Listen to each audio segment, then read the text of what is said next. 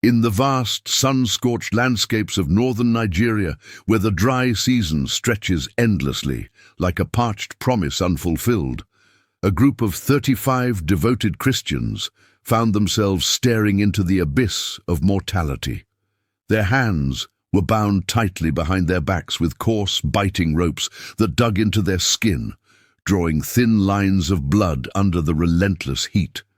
They knelt in a straight, unbroken line on the red, dusty earth behind their modest church, the Grace Community Church in Kaduna State.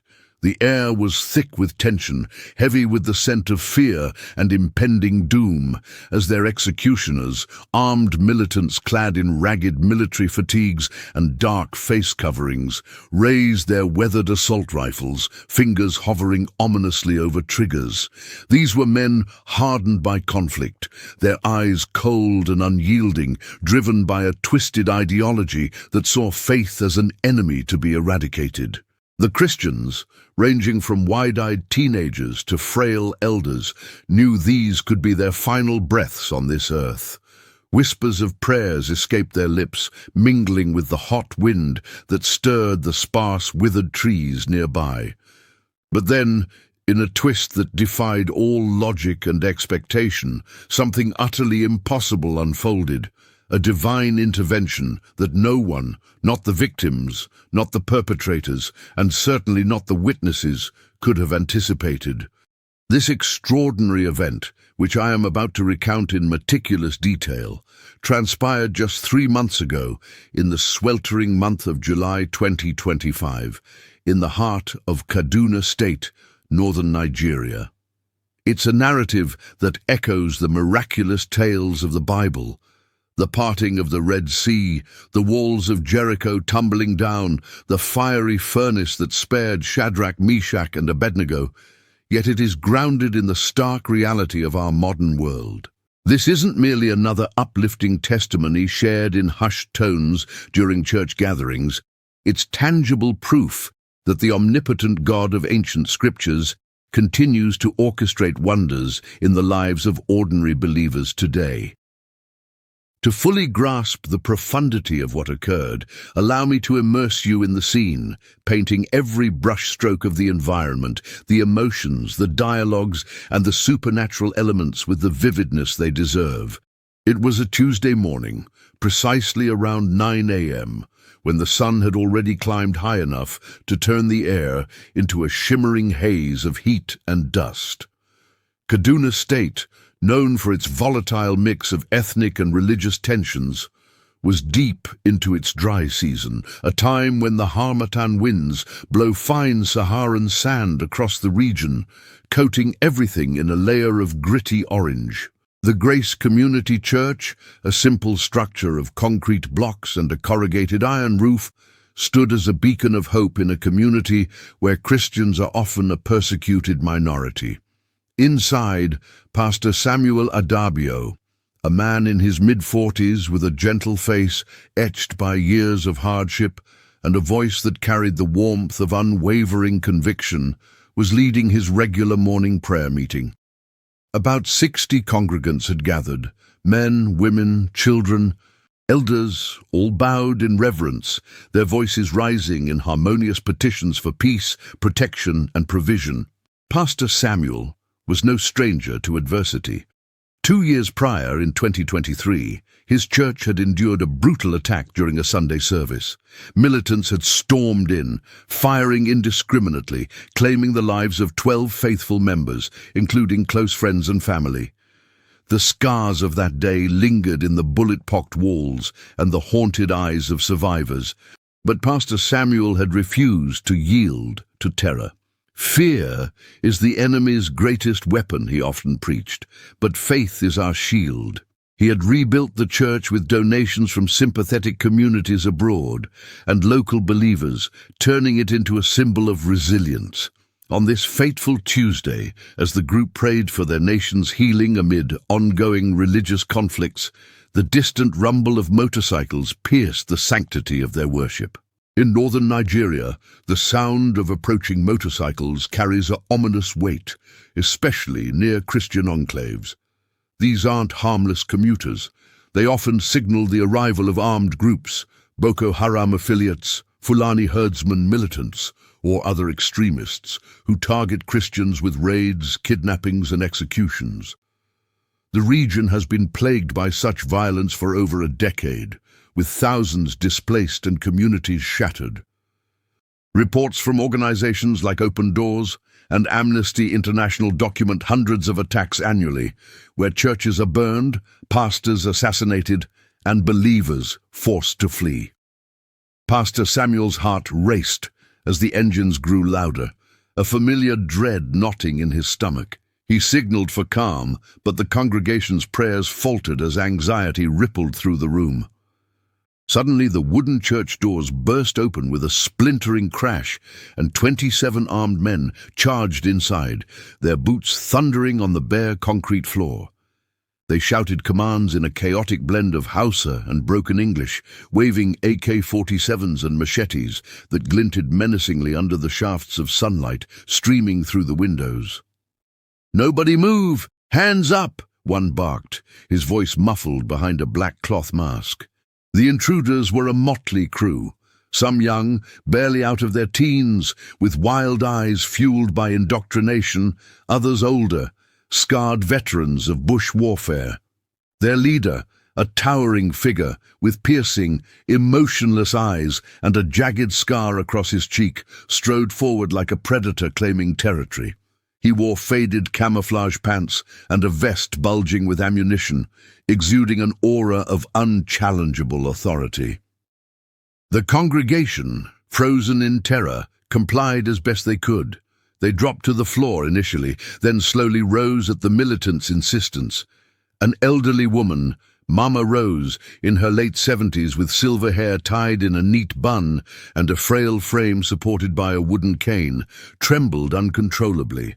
Her knees buckled and she would have fallen if not for her grandson David, a lanky 17-year-old with tousled hair and a youthful face still soft with innocence.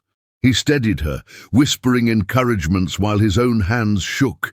Young mothers, their faces etched with desperation, clutched infants to their chests, rocking them gently to stifle any cries that might provoke the attackers.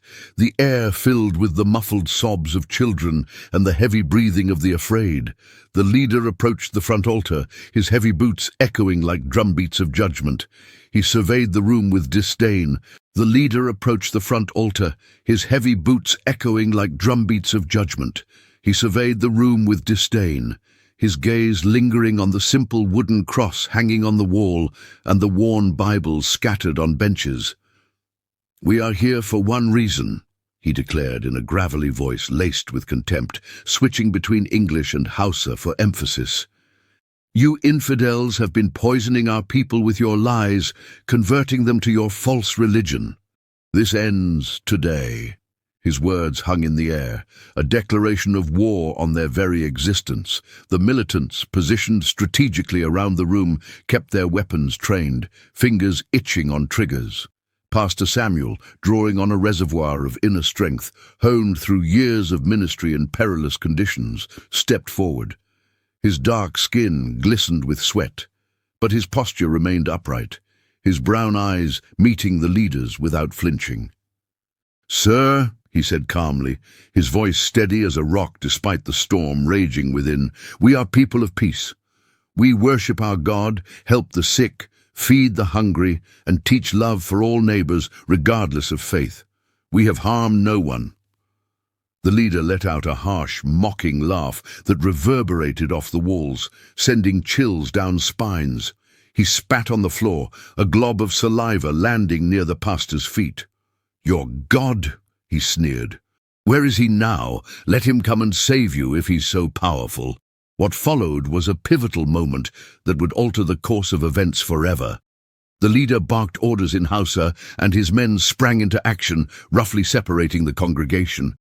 Women and children were herded to one side of the church, pushed against the wall where they huddled together, tears streaming down faces as they clung to one another. The 35 men, fathers, sons, brothers, grandfathers, were forced to the opposite side. They varied in age and build. Young David, still in his school uniform under a light jacket, Elder Joseph, an 80-year-old with a white beard and arthritic joints that made every step painful. Michael, a 30-year-old father, whose wife across the room nursed their 2-month-old baby, his mind racing with thoughts of the family he might never hold again.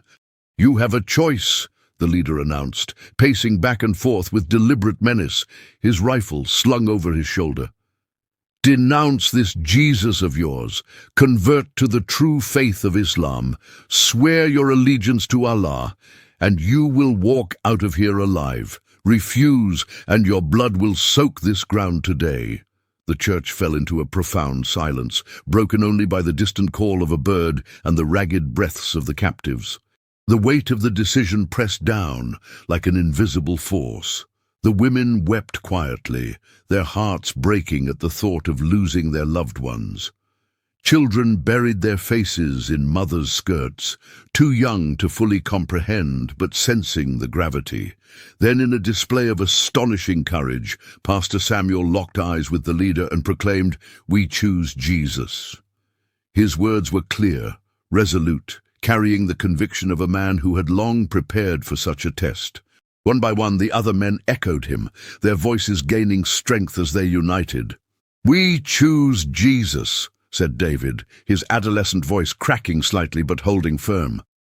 "We choose Jesus," affirmed Elder Joseph, his frail body straightening with purpose.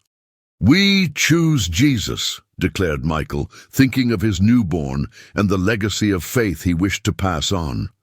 All 35 men, without exception, stood their ground, choosing eternal truth over temporal survival. The leader's face contorted in fury, veins bulging on his forehead. "Fools!" he roared. "You die for a myth!" He signaled his men, who dragged the Christians outside to the barren patch behind the church. The ground was hard-packed dirt, baked by the sun into a cracked mosaic, dotted with a few leafless acacia trees that offered no respite from the blazing overhead light. The women and children were forced to the windows inside, compelled to witness the horror, their cries muffled by hands over mouths. Imagine the anguish. A wife seeing her husband bound and knelt, a mother watching her son face execution, a child glimpsing the end of their father's life. The militants tied the men's hands with rough hemp ropes, the fibers cutting deep as they pulled tight.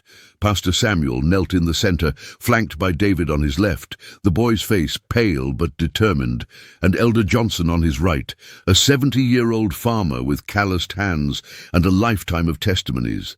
The leader mocked them one last time. "Any final words before you meet your imaginary God?" Pastor Samuel raised his head to the cloudless sky, the sun beating down like a furnace. Sweat beaded on his brow, mixing with dust to form rivulets on his cheeks. "Father," he prayed aloud, his voice ringing with authority, "if it is your will, receive us into your kingdom. But if you have other plans, we trust in your sovereign power. Reveal yourself to these men. Show them who you truly are." The other men joined in prayer, their voices a chorus of faith amid despair.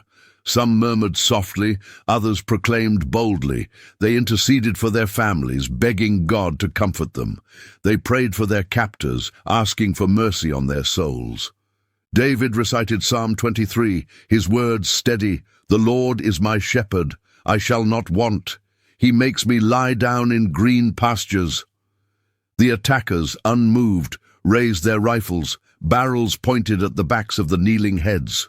The leader gave the command to fire, but at that precise instant, the very second the order left his lips, the heavens transformed in a way that defied all natural explanation.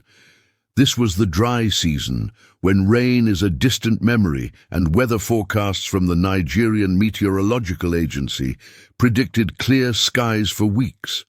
No clouds marred the azure expanse. The heat index soared above 100 degrees Fahrenheit. Yet suddenly a dark patch appeared on the horizon, swelling rapidly like a living entity. Within 60 seconds, it engulfed half the sky, turning day into twilight. Confusion flickered across the militants' faces. "What is that?" the leader muttered, glancing upward. Then came the wind, a ferocious gust surging from nowhere, whipping dust into blinding vortices that stung eyes and choked throats. The attackers staggered, clutching their weapons as headscarves tore free. Rain followed, not a gentle drizzle but a torrential deluge, sheets of water cascading as if the skies had ruptured. In mere moments, everyone was drenched, clothes clinging like second skins, the parched earth turning to slick, ankle-deep mud. The storm escalated beyond comprehension. Lightning forked across the darkened heavens, illuminating the scene in stark flashes, followed by thunderclaps so deafening they rattled bones and shook the ground.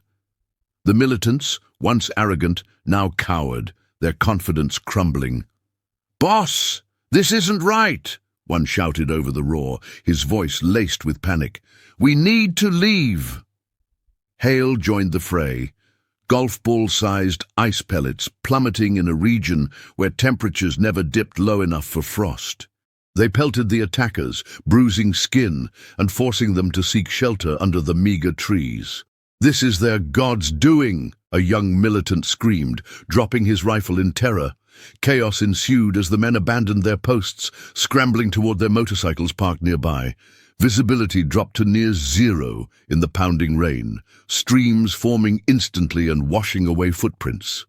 Amid this pandemonium, a miracle within the miracle occurred. The ropes binding the Christians' wrists, soaked and slippery, began to loosen. Whether by the water's erosion or an unseen hand, they slackened enough for the men to wriggle free. Pastor Samuel noticed first, his bonds slipping as he flexed his hands. Through the veil of rain, he saw the shadowy figures of the militants fleeing. "Brothers," he urged in a hushed, urgent tone, "God has provided an escape. Move quickly." One by one they freed each other, helping the elderly navigate the treacherous mud.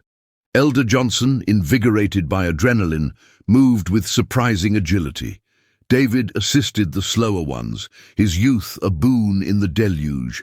They slipped away like phantoms, guided by instinct or providence toward the church's back door. Inside, the women and children had lost sight of the events in the storm's fury.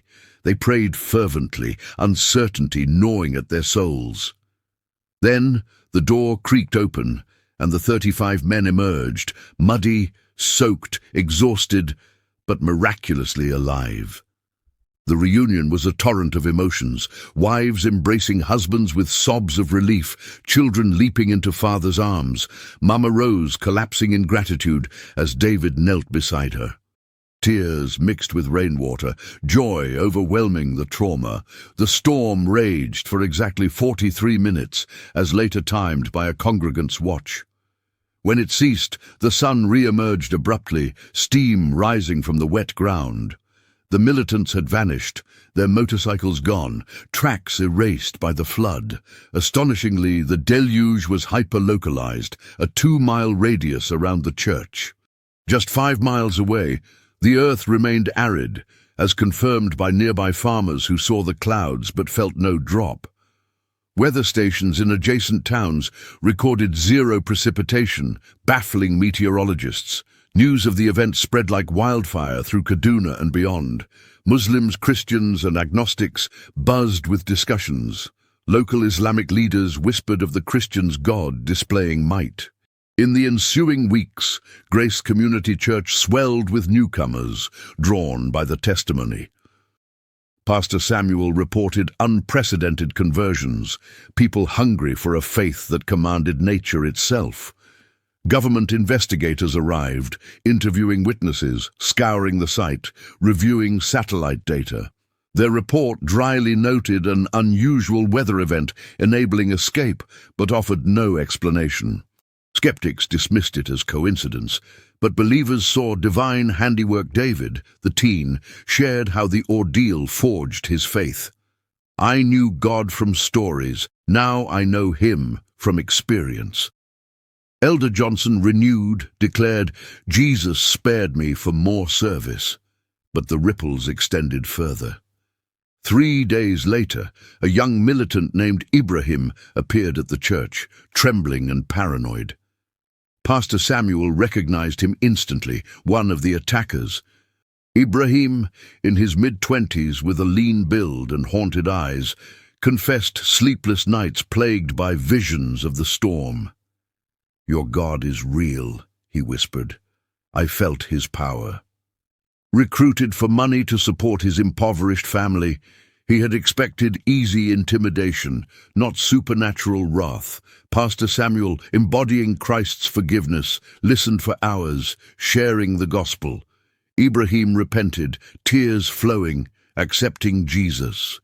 His conversion cost him dearly: family disownment, threats from former comrades, but the church embraced him, providing shelter, employment, and unconditional love. Today, Ibrahim aids youth ministry, testifying, "I came to destroy, but God redeemed me." The story transcended borders, documented by Christian organizations, featured in publications, sparking interfaith dialogues. Muslim scholars like Dr. Ramina Hassan noted it fostered community bridges. The governor condemned the attack, vowing protection. Scientists puzzled over the storm's anomaly, Dr. Michael Okafor admitting it defies science. Personal transformations abounded. Michael started prayer groups for the persecuted. David pursued pastoral training. Elder Johnson taught on miracles. Pastor Samuel's ministry deepened, the church growing to 400 members. Women's prayer circles connected globally. Children's faith blossomed boldly. Even skeptics couldn't deny life changes.